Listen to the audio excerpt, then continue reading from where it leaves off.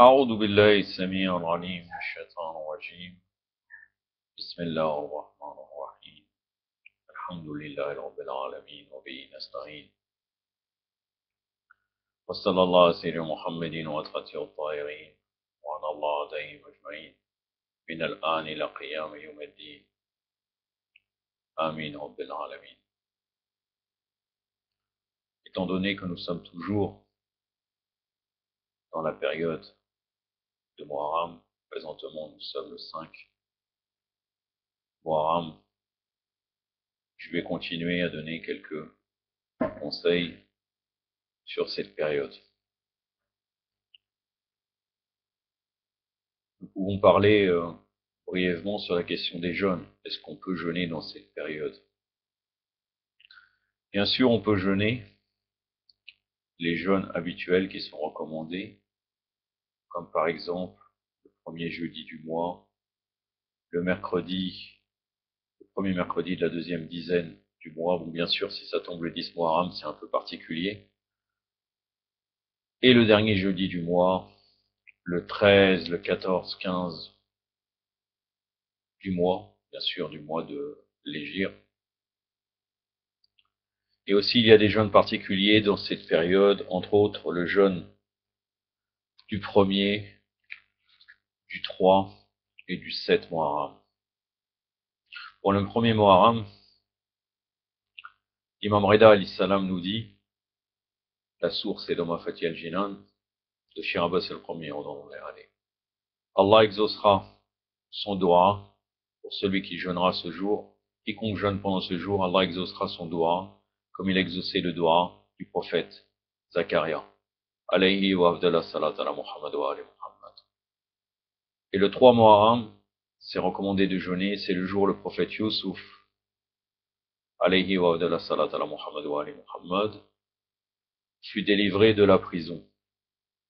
Quiconque fait le jeûne ce jour, Allah aplanira ses difficultés et le délivrera de ses afflictions.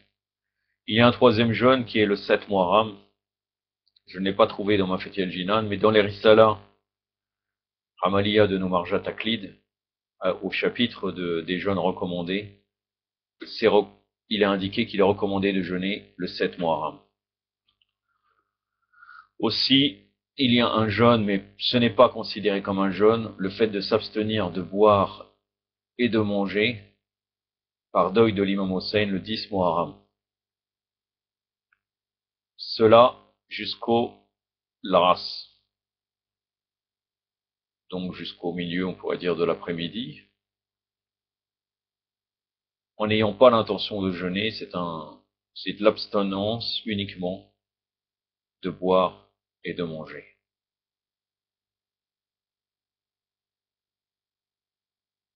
Je vais m'arrêter là concernant ce sujet, sinon nous sommes toujours dans les leçons de Hawza, toujours sur l'imama, et le commentaire de quelques hadiths concernant l'imam Ali alayhi salam. Des hadiths que nous avons en commun avec les mukhalifin. Nous arrivons à la deuxième partie, qui va être une analyse sur les termes pour prouver l'imamad qui a eu lieu à Ghadir Khoum.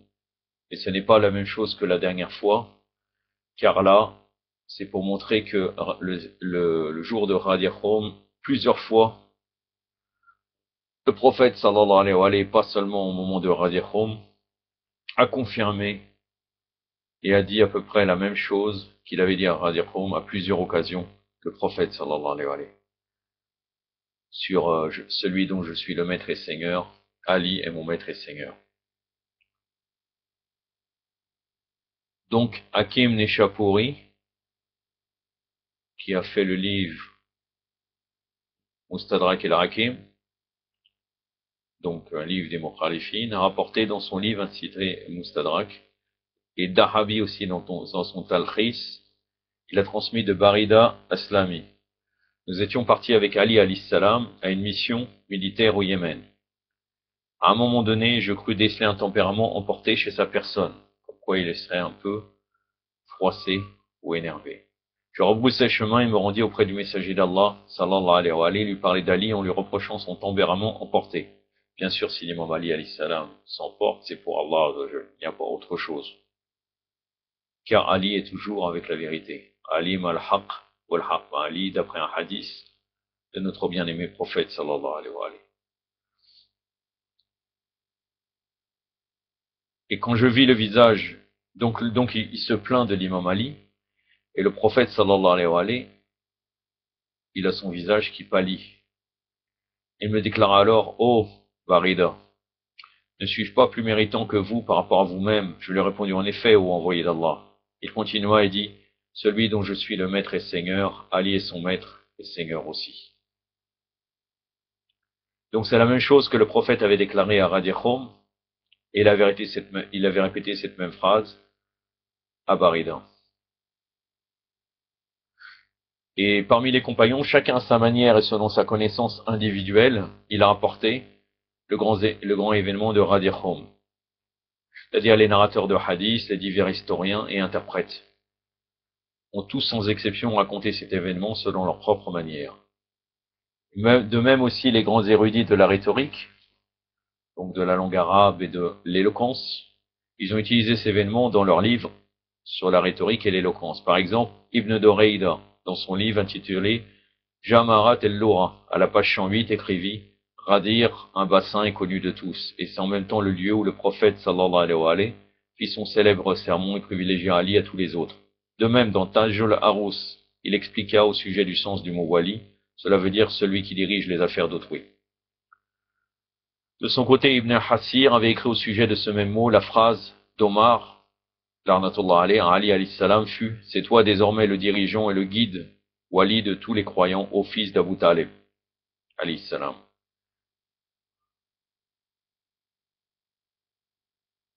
Donc le hadith de l'Ghadir est tellement inscrit et rapporté d'une manière juste et vraie dans tous les textes connus des mukhalifines. Tellement il a été rapporté, il n'a plus besoin de confirmer la véracité et l'authenticité irréfutable de ces documents. Hafid Soleiman ibn Ibrahim al-Qandouzi al-Anafi, il a écrit dans son livre Yanabih al-Mawadda et dans son livre Manaqib, et aussi dans le livre, du livre Manaqib de Muhammad ibn Harir al-Tabari, c'est l'auteur de Tahrir, ça veut dire l'histoire. L'événement de Ghadir Khoum a été rapporté par 75 hadiths différents. Il a même écrit un livre sur ce sujet qui s'intitule El-Wilaya. En fait, la nouvelle de Ghadir Khoum a été rapportée par Abu al-Habbas, Ahmed ibn Muhammad ibn Sa'id ibn Uqaïda. Il a même rédigé un livre intitulé El-Muwalat. Il citait ce hadith particulier de 105 sources différentes.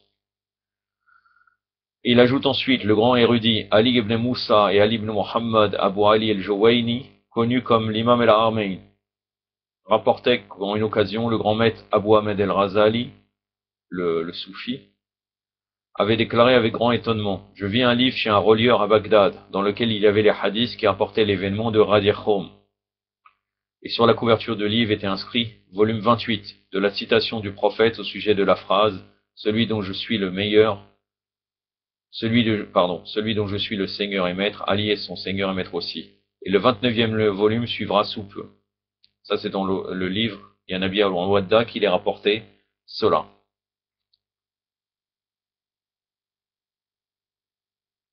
Donc, d'après ce que dit Abu Ahmed al-Razali, un livre entier qui parlait de Ghadir Khoum et qui rapportait les hadiths, il en était au volume 28. Il a trouvé, et il était indiqué comme quoi le 29e volume suivra sous peu, c'est-à-dire 29 volumes sur le hadith de Ghadir Khoum.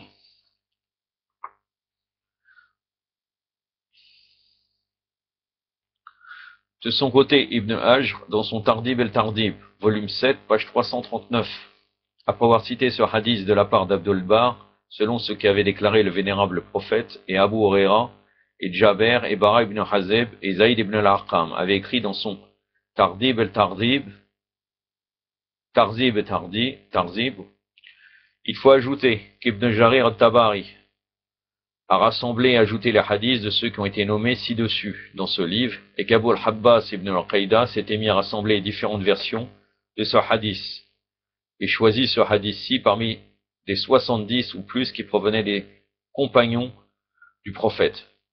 Donc ce hadith indique et démontre la wilaya et le califat incontestable et irréfutable du Seigneur des croyants Ali alayhi salam d'une manière absolument claire. Et le mot Mawla, qui est utilisé dans divers sens, à travers ce hadith, on peut comprendre vraiment qu'il veut dire wilayat al-amr, l'action de guider et de diriger la Ummah. Maintenant, pour prouver cela, nous avons plusieurs points à expliquer. Précisément, 9 points. Et après, je vous laisserai là, qui est assez long. Et je pense que cette vidéo fera une trentaine de minutes, à peu près 30 à 35 minutes en comptant le récit venant du livre Manifestation de l'Azirat al-Shura. Avant cette phrase, avant qu'il parle de cela, le prophète, le messager d'Allah sallallahu alayhi wa sallam, avait annoncé sa mort prochaine. Ça dans le Khutbat al-Radir. Et recommandé que les croyants après lui se fient au livre d'Allah et à sa famille, et que ces deux choses étaient inséparables l'un de l'autre. Après ces phrases prononcées, il avait ensuite présenté Ali alayhi salam avec cette phrase célèbre: celui de je suis le Seigneur et maître, Ali est son Seigneur et maître aussi. Et ceci indique clairement son intention à vouloir présenter celui même dont les gens devaient lui demander désormais la guider, tout en obéissant au commandement du Saint-Coran après le prophète pour ne pas tomber dans la perdition. L'introduction qui est dite avant la phrase Ali est son Seigneur et maître aussi indique qu'effectivement qu'il est demandé qu'on doit obéir à l'imam Ali comme imam et guide. Alayhi salam. Aussi deuxièmement, le fait de rassembler une multitude innombrable de pèlerins qui revenaient de la grande cérémonie du Hajj et de les faire arrêter sous les rayons brûlants d'un soleil chaud et de préparer un mimbar avec les selles des chameaux appartenant aux pèlerins, uniquement pour que le messager d'Allah sallallahu alayhi wa sallam annonce qu'Ali, selon les mukhalifines, selon ceux qui veulent rejeter ce hadith, était son ami. Et l'ami de tous les croyants n'est guère digne ou conforme à la position illustre et éminente du dernier prophète. Cela démontre que son intention était en fait de proclamer une nouvelle bien importante, excepté pour annoncer la wilayat légitime d'Imam Ali alayhi salam. Cela n'avait aucun sens ni but. Si c'est uniquement pour dire qu'il est un ami, il n'avait pas besoin de réunir, de faire ces grandes réunions, ce grand majlis. Et cela démontre encore que cette fois, wilayat al-am wali est uniquement indiqué comme Seigneur et Maître, et rien d'autre. Troisièmement, Wahidi, dans son Asbab al-Nuzul, page 135, rapporte de la part d'Abu Saïd que le verset coranique est annoncé: ô messager, transmets ce qui t'a été descendu de la part de ton Seigneur, et si tu ne faisais pas, alors tu n'aurais pas communiqué son message, avait été descendu proprement le jour de Ghadir Khoum, pour déclarer uniquement le haut rang d'Ali ibn Abi Talib. Cela démontre que le messager d'Allah sallallahu alayhi wa sallam devait achever deux grands devoirs et missions au sujet de l'importance de la descente de ce noble verset, dont la mission de proclamer au plus vite. Je reviens au verset pour vous le citer en arabe, Surat al-Maïda, donc la sourate numéro 5, la table servie, le verset 67. أعوذ بالله السميع العليم من الشيطان الرجيم يا أيها الرسول بلغ ما أنزل إليك من ربك وإن لم تفعل فمن بلغت رسالته Sadaqallahu al-Aliyyul Azim. C'est un extrait uniquement du verset: au prophète, communique intégralement ce qui t'a été descendu de ton Seigneur. Et si tu ne fais pas, tu n'aurais pas communiqué le message. Sadaqallahu al-Aliyyul Azim.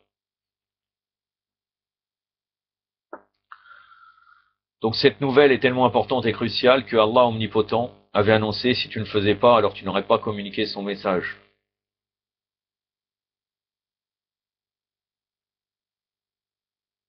L'autre fait, c'est qu'en proclamant cette nouvelle, Allah se montre comme le protecteur du message divin qui avait la mission de l'annoncer. Car après cette proclamation, il devait y avoir des ruses et des méchancetés de la part des munafiqun, larnatullah alayhum, c'est-à-dire ceux qui obéissaient auparavant à un livre céleste, mais qui après avoir entendu des nouvelles au sujet de l'apparition du dernier prophète et du rapide développement de son règne, s'étaient rassemblés auprès de lui avec précipitation, pour pouvoir atteindre un pouvoir matériel et terrestre. Une telle chose ne pouvait aucunement concorder à un autre sens, excepté pour la Wiyat al-Am, qui est le vrai sens du mot Ola. Quatrièmement, de même, Khatib al-Baghdadi, citant Abu Huraira, il dit pour celui qui observe le jeûne, puisque c'est recommandé de jeûner le 18 Dhul-Hijjah, le jour de l'Aïd el-Radir, Khom. Pour celui qui observe le jeûne au 18e jour du mois de Dhul-Hijjah, on inscrira un jeûne équivalent à 60 mois. Et ce jour-là est le Radir Khom, car en ce jour-là, le prophète éleva la main d'Ali ibn Abi Talib alayhi salam et proclama: suis-je bien le Seigneur et maître des croyants? Et les gens lui répondirent: oui, ô messager d'Allah. Il ajouta: par conséquent, celui dont je suis le Seigneur et maître, Ali est son Seigneur et maître aussi. Et il est dit qu'à ce moment-là, Omar ibn al-Khattab, l'arnatullah alayh, avait déclaré: bien, bien, ô Ali ibn Abi Talib, il semble que tu viens d'apparaître comme mon Seigneur et maître, et comme le Seigneur et maître de tous les croyants, maître, Seigneur et maître de tous les autres musulmans. Ça, c'est dans Tahrir, Bagdad, l'histoire de Bagdad, le volume 8, page 290. Il n'y avait pas que Omar qui avait dit cela, il y avait l'usurpateur, le premier usurpateur, Abu Bakr. Donc ça démontre vraiment leur hypocrisie, puisqu'après ils ont usurpé le pouvoir à l'imam Ali alayhi salam. Et au moment où il a dit cela, qu'il a annoncé l'imam Ali, le prophète sallallahu alayhi wa sallam, le verset est descendu de Surat al-Maïda, le verset 3. Aujourd'hui, j'ai parachevé pour vous votre religion.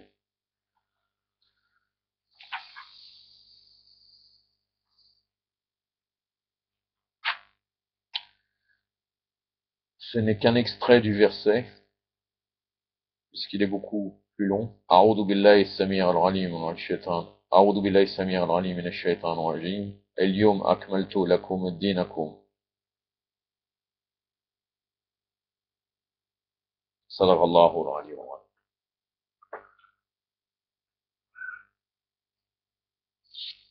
Donc ce qui parachève la religion et complète tous les bienfaits envers les croyants, et qui réjouit Allah dans la religion d'Islam, est l'action de désigner un enseignant et quelqu'un qui va succéder au prophète, un exécuteur honnête et érudit pour les commandements divins après le prophète sallallahu alayhi wa sallam. Shablonji, dans son Nour al-Absar, il écrit: Imam Abu Ishaq Talabi, cinquièmement, avait rapporté dans son interprétation qu'on avait un jour demandé à Sofyan ibn Odayna: au rang de quelle personne éminent le verset un demandeur a réclamé un châtiment inéluctable a-t-il été descendu? C'est la sourate El-Ma'arij, donc les voies d'incension, le verset numéro 1. C'est la sourate numéro 70.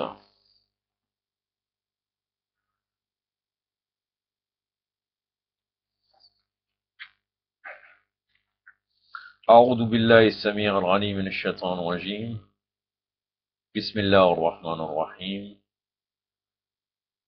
سهل سائلون بهداب الواقع صدق الله العلي العظيم. Donc un demandeur a réclamé un châtiment inéluctable. Pour qui a-t-il été descendu donc? Il avait répondu: tu viens de me demander au sujet d'une chose dont personne avant toi ne s'était enquis. Mon père racontait de la part de l'imam Ja'far ibn Muhammad alayhi salam qu'il avait entendu cela comme un hadith transmis de ses aïeux, que lorsque l'envoyé d'Allah appela les gens à lui à Radir Khom, et que tous se rassemblèrent autour de lui, il prit la main de l'imam Ali alayhi salam et en l'ayant relevé en l'air avait proclamé: celui dont je suis le Seigneur et maître, Ali est son Seigneur et maître aussi. Par conséquent, il y eut des rumeurs dans les villes et cette nouvelle parvint à Res ibn Nu'man el-Feri. Il se rendit chez le noble prophète et dit: ô Muhammad, Allahumma salli ala Muhammad wa ali Muhammad, tu nous ordonnas d'attester de l'unicité d'Allah et de ta mission prophétique, et nous acceptons de bon cœur de faire cela. Tu nous ordonnas ensuite de nous acquitter de 5 prières quotidiennes, et nous acceptâmes aussi cela. Tu nous ordonnas après cela la zakat, et nous acceptâmes encore une fois. Tu nous ordonnas alors au jeûne pendant tout le mois de Ramadan, et nous acceptâmes aussi cela. Tu nous ordonnas après cela accomplir le pèlerinage du Hajj, et nous acceptâmes aussi cela. Ensuite, tant que tu n'avais pas relevé la main de ton cousin en l'air, tu n'es pas réellement satisfait. Mais tu le privilégias alors sur nous tous et nous fis savoir, celui dont je suis le Seigneur et Maître, Ali est son Seigneur et Maître aussi. Est-ce que cela provient de toi ou de la part d'Allah omnipotent? Donc il est en train de douter. Le prophète sallallahu alayhi wa sallam, il réplique calmement, ceci vient de la part d'Allah, le très grand, le très haut. Alors Ares ibn Nu'man se dirigea vers son cheval, et sur le point de se mettre en selle, déclara haute voix, ô Seigneur, si ce que dit Muhammad, sallallahu alayhi wa sallam, est juste et vrai, envoie-nous une pierre du ciel, ou bien fais-nous descendre une calamité douloureuse. Il n'était pas encore arrivé complètement à cheval, que Allah omnipotent frappa sa tête avec une pierre. La pierre entra comme un éclair dans sa tête, et en sortit de l'autre côté, ce qui le fait tuer instantanément. C'est-à-dire c'était le même châtiment avec les pierres qui traversent le corps quand Abraham avait voulu attaquer la Kaaba avec l'éléphant. Il est arrivé la même chose. Ça veut dire que les oiseaux, quand ils ont lancé les pierres, c'était une arme comme cela, était descendue et traversait de la tête et ressortait de l'autre côté, comme une forme, on pourrait dire, d'acide. Donc un verset fut alors descendu, un demandeur a réclamé un châtiment inéluctable pour les mécréants que nul ne pouvait repousser, et qui vient d'Allah, le maître des voies d'incension. Je vais vous répéter le verset, puisqu'il y a deux autres versets en plus.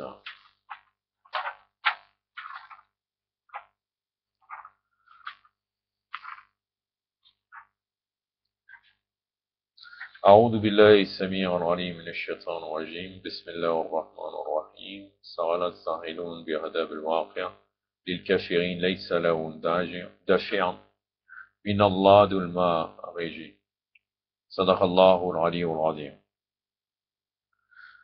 Un demandeur a réclamé un châtiment inéluctable pour les mécréants que nul ne pourrait repousser, et qui vient d'Allah, le maître des voies d'ascension. Donc il était évident que les gens étaient au courant de toutes les qualités que le messager d'Allah, sallallahu alayhi wa sallam, avait nommées au sujet d'Ali alayhi salam. Mais ce qui représentait une nouveauté pour Ares ibn Nu'man et qui avait été propagé dans toutes les villes et qui apparaissait comme une qualité incroyable pour les gens, c'était la seigneurie d'Ali alayhi salam sur les gens et sa wilaya, incontestable et indéniable. Une chose qui en effet n'était guère supportable pour beaucoup de gens. Et donc ce n'était pas uniquement le sens du mot Mola comme seigneur et maître, ou comme l'ami qui les dérangeait dans cette affaire. Sixièmement, Ahmed ibn Hanbal dans son Musnad, volume 4, page 281, et Fakhr al-Razi dans son Tafsir, volume 12, page 49, et Khatib al-Baghdadi dans son Tarikh al-Baghdad, volume 8, page 290, et d'autres narrateurs ont aussi écrit, ce qui va suivre sous peu. Mais nous nous limitons à transcrire ce qui a été cité dans le Musnad d'Ahmed ibn Hanbal. Donc, ces auteurs ont répété à peu près ce qu'avait dit Ahmed ibn Hanbal dans son Musnad. Donc il raconte Ibn Hanbal de la part de Bara ibn Azib, nous accompagnons le messager d'Allah dans un voyage quand nous arrivâmes à un lieu nommé Radi Khoum. Nous nous préparâmes à nous acquitter de notre prière. On se mit alors à balayer le sol pour préparer une place pour le messager d'Allah, sous les branches des deux arbres. Il s'acquitta de sa prière de midi, et puis ensuite la main d'Ali alayhi salam, et déclara, savez-vous que je suis le Seigneur et maître des croyants plus qu'ils n'en sont eux-mêmes? Les gens répondirent par l'affirmatif. Il revint ensuite la main d'Ali en l'air et proclama, celui dont je suis le Seigneur et maître, Ali est son Seigneur et maître aussi. Et Omar, et là il est dit qu'il avait un air ironique, donc il se moquait, il se dirige alors vers l'imam Ali alayhi salam, qu'il te soit bénéfique de bon augure ce bienfait, désormais jour et nuit tu seras le dirigeant et le guide de tous les croyants et de toutes les croyantes.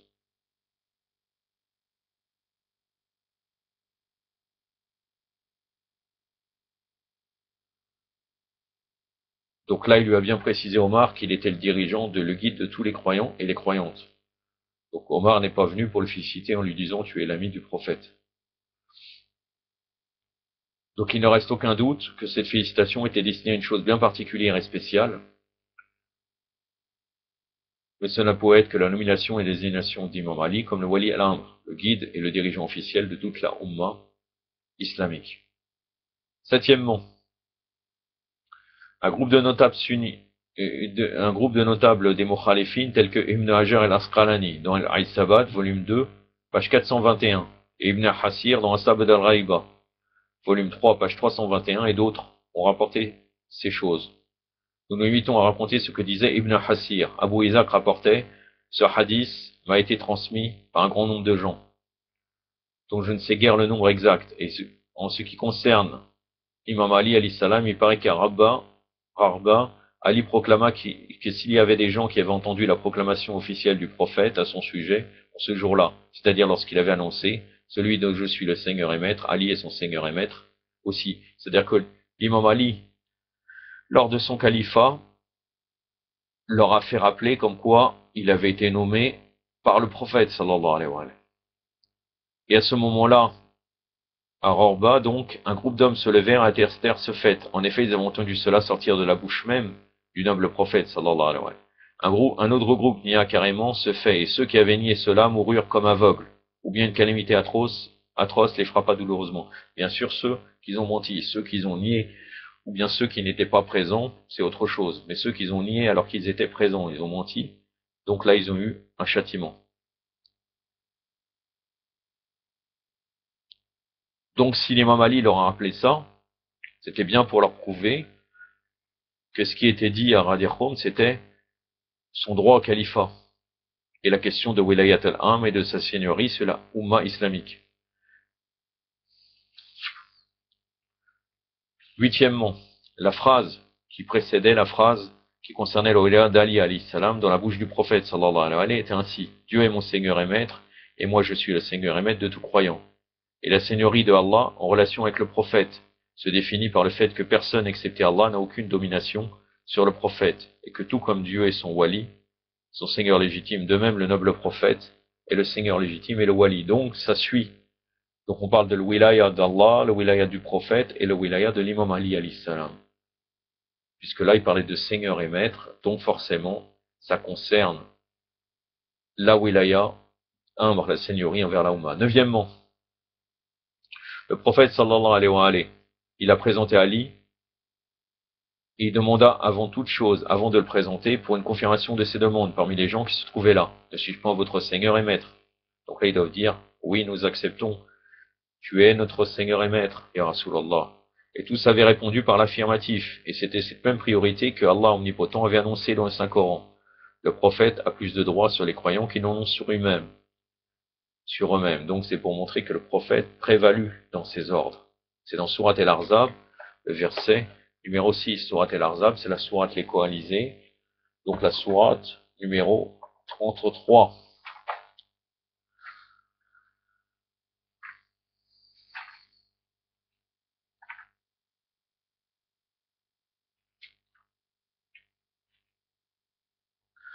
أعوذ بالله السميع العليم من الشيطان الرجيم النبي أولى بالمؤمنين من أنفسهم صدق الله العلي. C'est uniquement un extrait du verset. Donc le prophète a plus de droits sur les croyants qu'ils n'en ont sur eux-mêmes. Donc il leur rappelle bien, comme quoi vous devez me prendre comme Seigneur et Maître. Et déclare ensuite, celui dont je suis le Seigneur et Maître, Ali est son Seigneur et Maître aussi. En préférant la première phrase, il effaça toute possibilité de doute pour le sens du mot wali. Et il affirma la même priorité primordiale qu'il possédait envers les croyants, pour le cas de l'imam Ali alayhi salam. La prochaine fois, nous serons encore dans des hadiths. Ça sera une analyse d'un hadith, puis après, il y aura le hadith Saqalain, puis après, une analyse